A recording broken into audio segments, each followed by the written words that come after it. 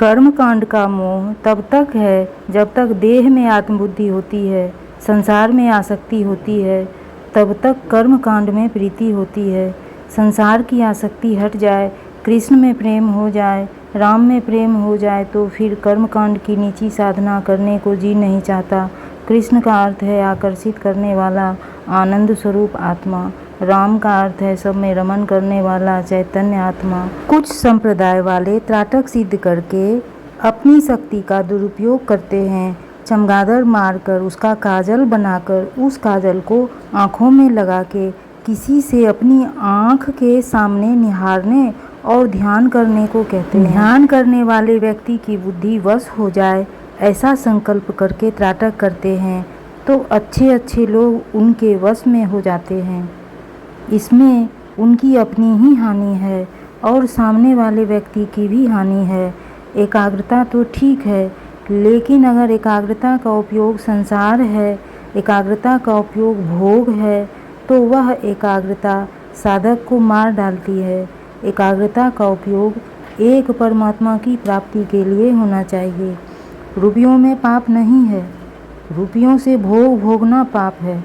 सत्ता में पाप नहीं है, लेकिन सत्ता से अहंकार बढ़ाना पाप है। अक्ल होने में पाप नहीं, लेकिन उस अक्ल से दूसरों को गिराना और अपने अहं को पोषित करना पाप है। कई लोग परेशान रहते हैं, मूढ़ लोग, अधार्मिक लोग परेशान रहते हैं, इसमें कोई आश्चर्य नहीं। लेकिन भगत लोग भी परेशान रहते हैं।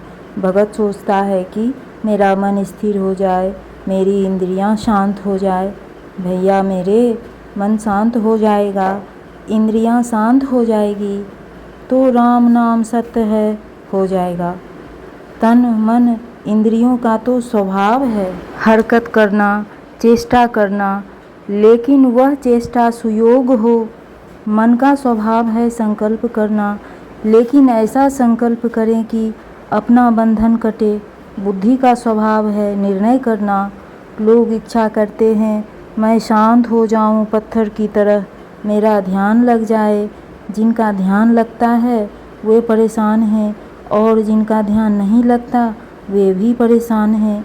ध्यान के रास्ते नहीं आए वे तो परेशान हैं ही। उनकी वृत्तियां पल पल में उद्विग्न होती है, रजो तमो गुण बढ़ जाता है। योग में बताया गया है कि चित्त की 5 अवस्थाएं होती हैं: क्षिप्त, विक्षिप्त, मूढ़, एकाग्र और निरुद्ध। चित्त प्रकृति का बना है, वह सदा एक अवस्था में नहीं रहता, सदा एकाग्र भी नहीं रह सकता और सदा चंचल भी नहीं रह सकता। कितना भी चंचल आदमी हो, लेकिन रात को वह शांत हो जाएगा। कितना भी शांत व्यक्ति हो, लेकिन उसका चित्त चेष्टा करेगा ही। भगवान शंकर जैसी समाधि तो किसी की लगी नहीं, फिर भी शंकर जी समाधि से उठते हैं तो डमरू लेकर नाचते हैं। शरीर, मन और संसार सदा बदलता रहता है। सुख दुख सदा आता जाता है। दुख में तो पकड़ नहीं होती, लेकिन सुख में पकड़ रहती है कि यह सदा बना रहे। सुख में, धन में, स्वर्ग में यदि पकड़ है तो समझो कि बुद्धि का मोह अभी नहीं गया।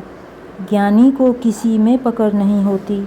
भगवान श्री कृष्ण कहते हैं यदा ते मोह कलीलम।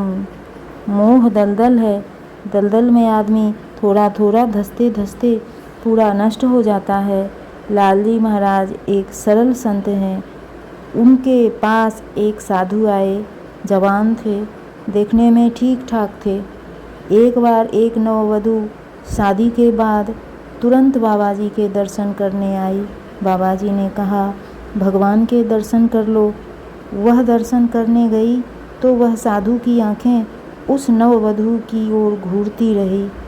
उसके जाने के बाद लालजी महाराज ने साधु से कहा, महाराज आप सन्यासी ठहरे, गृहस्थ साधक भी अपने को बचाता है और आप, यह ठीक नहीं लगता कि कोई युवती आई और इंद्रियों को जरा बचाना चाहिए। कान से और आँख से संसार अपने अंदर घुस जाता है। वह साधु चिढ़ गया। उसे अहंकार था कि मैं साधु हूँ, मैंने गिरवे कपड़े पहने हैं, घर छोड़ना बड़ी बात नहीं, लेकिन अहंकार छोड़ना बड़ी बात है। किन्हीं पादरियों के संग से प्रभावित और उनकी बुद्धि से रंगे हुए उस युवान साधु ने रूठकर कहा, भगवान ने आंखें दी हैं देखने के लिए, सौंदर्य दिया है तो देखने के लिए, केवल देखने में क्या जाता है। मैंने उससे बातें नहीं की, स्पर्श नहीं किया। आदमी तर्क देना चाहे तो कैसे भी दे सकता है। अरे भाई, पहले पहले तो ऐसा ही होता है कि देखने में क्या जाता है, शराब की एक प्याली पी लेने में क्या जाता है। लेकिन यह मोह कलील ऐसी विचित्र दलदल है कि उसमें एक बार पैर पड़ गया तो फिर ज्यों-ज्यों समय बीतता जाएगा त्यों-त्यों ज़्यादा धंसते जाओगे। वह साधु उस समय तो रूठकर चला गया, लेकिन वक्त बादशाह है। घूमते घामते 6-8 महीने के बाद वह साधु दुबला पतला, चेहरे पर गड्ढे, दीनहीन हालत में लालजी महाराज के पास आया। क्रमशः हरिओम।